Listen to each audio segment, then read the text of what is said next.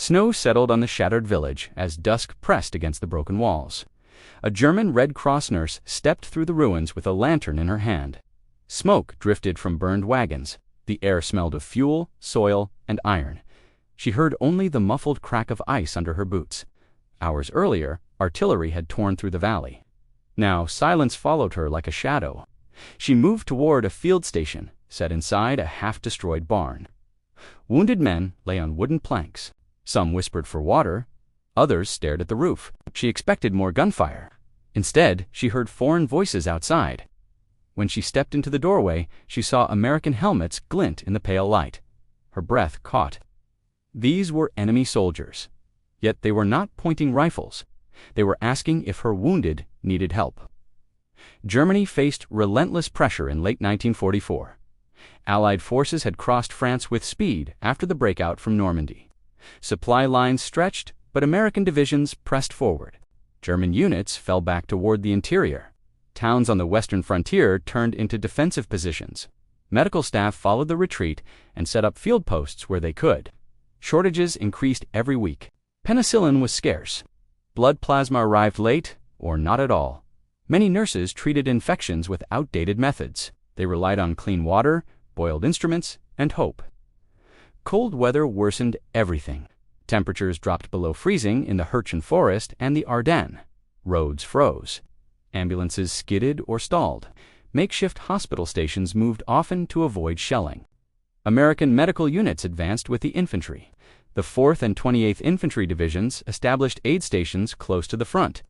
Their equipment included portable surgical units, blood plasma, sulfa drugs, and improved triage systems. Medics carried morphine, syrettes, and bandages in standardized kits. They followed Geneva Convention markings. White armbands and red crosses identified non-combatants, although these symbols did not always shield them from danger. German and American forces both suffered from confusion during night attacks. Artillery did not discriminate. Civilians fled through the same roads that carried wounded soldiers.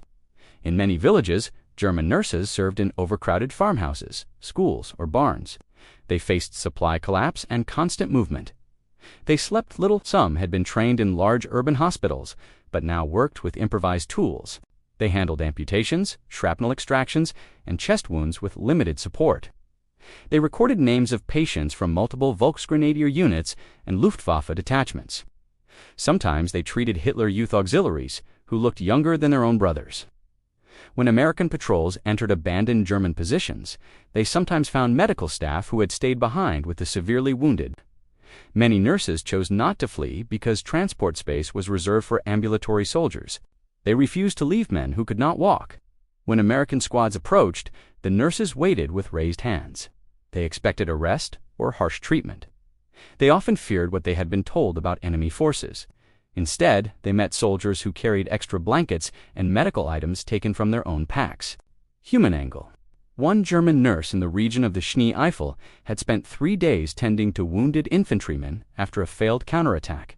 She had lost her shoes in a frozen stream while dragging a stretcher. She wrapped her feet with torn bandages and worked through the night. When an American medic found her station, he saw her shaking from cold and exhaustion. He gave her a canteen of warm water from a nearby vehicle engine and offered her a pair of wool socks. She tried to refuse, saying the wounded needed them more. He insisted. She had treated men who had been firing at his unit only hours earlier. Yet he saw her dedication. She later said that moment changed her view of the enemy. Tactical angle. The rapid advances in late 1944 created pockets of wounded on both sides. Units could not always retrieve casualties during artillery barrages. German companies withdrew so quickly that medical teams became cut off from their regiments. American patrols often found wounded German soldiers in cellars or barns. Tactical doctrine encouraged the capture of medical staff without violence. Medics carried cards identifying their rights under the Geneva Convention. Many American officers believed that preserving medical personnel on both sides reduced overall casualties. This view shaped several battlefield interactions. When American troops secured a village, their first priority after clearing resistance was to locate aid stations. This reduced panic among civilians and minimized reprisals. Technological angle. American field medicine in 1944 benefited from improved blood plasma units. mobile surgical trucks, and standardized antibiotics. German medical services struggled with shortages caused by Allied bombing of industrial centers. Penicillin was almost non-existent. Sulfonamides were used widely but less effective. Sutures, sterile gauze, and anesthesia agents were rationed. American medics noticed these gaps immediately when they entered German aid stations. They often shared supplies because untreated wounds worsened within hours. Plasma kits were used on both German and American casualties. Some nurses later stated that this technological gap was more shocking than the presence of enemy soldiers. They knew their patients might have lived if supplies had been equal. Enemy perspective angle. Many German soldiers believed surrender meant humiliation or mistreatment. Propaganda had warned them that Allied forces showed little mercy. When American units captured aid stations, soldiers expected punishment. Instead, they watched American medics kneel beside them and check pulses, bandages, or tourniquets. Some German officers were surprised that nurses received respect and were allowed to continue working. They saw American soldiers thank the nurses for protecting the wounded and preventing further deaths. This contradicted what they had been told by their superiors. These moments did not erase the war, but created a stark contrast with the brutality seen on other fronts. The turning point came during the fighting around the village of Schmidt in the Hürtgen Forest in late 1944. German units of the 275th Infantry Division launched counterattacks to retake high ground. American forces of the 112th Infantry Regiment attempted to hold their lines under heavy artillery. Trees shattered, splinters acted like shrapnel, smoke reduced visibility. Both sides suffered large numbers of wounded. Aid stations filled beyond capacity. The German station near the Western Ridge treated more than 70 casualties in less than 6 hours. The nurses boiled instruments repeatedly in the same pot. Water froze in buckets before they could use it. A shell hit the roof and collapsed part of the structure. They moved the wounded into a nearby cellar. When American forces broke through the ridge later that evening, they found the station still active. A German nurse had been performing chest compressions on a soldier hit by shrapnel. Her face was covered in soot. She did not stop working when the Americans entered.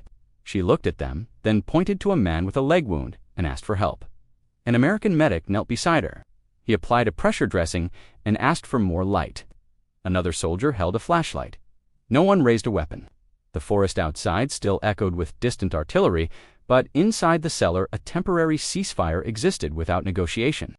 American officers inspected the site. They saw that most of the wounded were in critical condition. They ordered additional medics from their battalion aid station. They brought blankets, plasma kits, and morphine. The German nurses stepped back, shocked by the sudden offering of resources. One nurse later recalled the moment when an American soldier handed her a medical pack and said she had done more than anyone could expect in such conditions. She did not respond. She had believed the enemy would treat her with contempt. Instead, she heard gratitude. Several German casualties were evacuated using American jeeps. The nurses rode along to ensure continuity of care. They expected separation from their patients upon arrival. But American medical officers allowed them to work inside the captured schoolhouse that now served as a temporary hospital. The nurses observed techniques they had never seen before. Doctors used plasma transfusions with greater precision. Wound cleaning followed strict protocols. Nurses kept records with accurate timing, dosages, and symptoms. German staff adapted quickly and assisted where possible. Cooperation emerged out of necessity. The moment everything changed came when an American major addressed the nurses directly. He told them their dedication had saved many lives before his troops arrived. He said the wounded owed their survival to their discipline. This statement broke through the fear many nurses had carried for months. Some cried quietly. They had endured night raids, firestorms, and retreats. A simple acknowledgement felt heavier than any medal. Word spread among other German nurses captured in nearby towns. They expected interrogation. Instead, they received rations, blankets, and opportunities to continue medical work. American soldiers later reported that the professionalism of German nurses influenced their views of the enemy. They saw individuals who followed medical duty despite propaganda, shortages, and collapsing lines. They respected the effort to maintain hygiene and order in chaotic surroundings. Some soldiers said the nurses reminded them of staff back home who worked through long shifts in crowded hospitals. This connection reduced hostility. It created small pockets of humanity within relentless fighting. The aftermath of these encounters extended beyond the battlefield. American medical units documented cooperation with German nurses in after-action reports. They noted that shared treatment reduced mortality among prisoners of war. German soldiers who survived because of American supplies often expressed confusion about the contrast between propaganda and reality. This influenced surrender decisions in later battles. Some units gave up earlier when they learned that wounded prisoners received adequate care.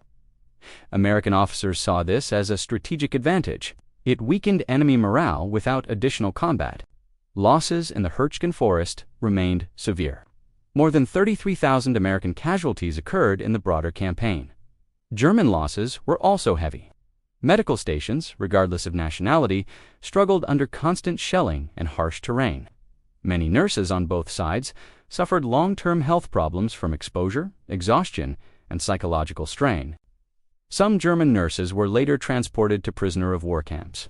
They worked in medical sections where they treated fellow prisoners. Conditions varied by location. Some camps maintained strict protocols. Others faced shortages as the war neared its end. After the war, several nurses who served in these regions gave testimony to Allied investigators. They described their shock when American soldiers thanked them. They said it contradicted the violence of the front and showed that medical duty could cross borders even in war. Some American medics remembered the same events.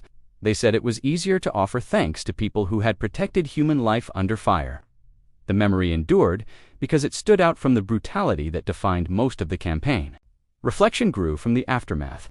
These interactions showed that even in a total war, certain principles survived. Medical workers on both sides followed a code shaped by the Geneva Convention and their training. They recognized suffering without considering uniforms. When American soldiers thanked German nurses, the moment became more than courtesy. It showed that the destruction of war did not erase respect for those who tried to save lives. History records battles with numbers and strategies. It also records quiet actions that reveal how individuals behaved under extreme pressure. The nurses who worked through freezing nights and collapsing walls demonstrated that duty to the wounded remained intact. The soldiers who thanked them showed that recognition of humanity could persist even when nations fought without rest.